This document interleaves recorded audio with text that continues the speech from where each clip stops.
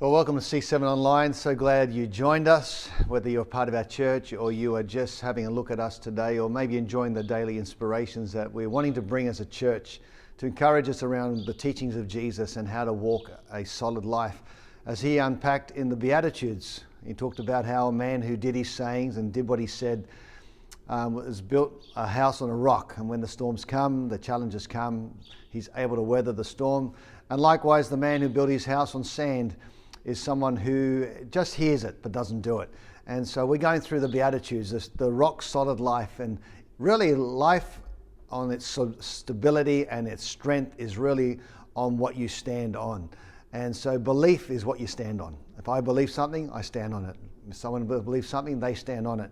So I just happen to believe that Jesus' teachings are powerful, so I stand on it, believing that he is the Son of God and that he is the one who loves to bring truth into our lives. So we're going to go through the Beatitudes of Matthew chapter 5 and cover a few things today that I believe will be something that will inspire you.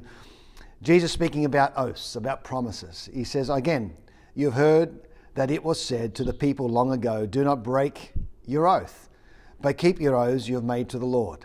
But I tell you, do not swear it at all, either by heaven, for it is God's throne, or by earth, for it is his footstool, or by Jerusalem, for it is the city of the great King. And do not swear by your head, for you cannot make even one hair white or black. Simply let your yes be yes, and your no, no. Anything beyond this comes from the evil one. So Jesus is teaching, let your words be significant to you. Don't try and add value to something you can't add value to. Just be content with who you are and let your yes be yes and your no be no. Be strong enough in your own words that if you've said something, fulfill it. You can say no to something and not do it. But if you've said yes to something, there is a requirement to do it. Why? Because it's based on integrity. Now, we all make mistakes. We all kind of blow it at different times, but that's not excusable. It just tells us if you're going to be solid, you've got to learn to keep your word. So he's saying that a rock solid life is one that says yes to the things that he's going to do and says no to the things that he's not going to do. Then he goes on and talks about an eye for an eye. It says, you have heard that it was said, eye for an eye and tooth for a tooth. But I tell you, do not resist an evil person. If someone strikes you on the right cheek, turn to him the other also. And if someone wants to sue you and take your tunic, let him have your cloak as well. If anyone forces you to go 1 mile, go with him 2 miles. Give to the one who asks you, and do not turn away from the one who wants to borrow from you. So that's a big, tough passage right there. Turn the other cheek. Often you hear people say, oh, you're a Christian, you meant to turn the other cheek. I don't really think Jesus is saying being weak. I don't think he's saying be apathetic. I don't think he's letting people walk over you. He's not communicating those things. I just think he's saying there's bigger fights in life. There's fights of justice. There are fights of seeing people who are put down, lifted up. And he's saying get your eyes on bigger things. And if people want to do certain things to you, hey, brush it off. Move on. Let the light of God shine in your life. Don't get caught up in things that are unnecessary. I mean, naturally, if someone strikes you, you want to strike back. I think most people do anyway. But here Jesus is saying, hey, turn the other cheek in moments.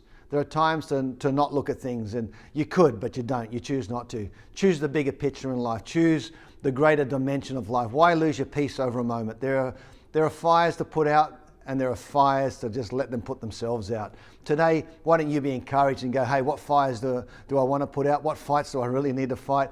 Fight the big picture stuff. The things that are going to lift other people's lives, the things that are going to lift your life up. And I believe that stuff is what's really going to count in the long run. Then he goes on and says, you've heard that it was said, love your neighbor and hate your enemy.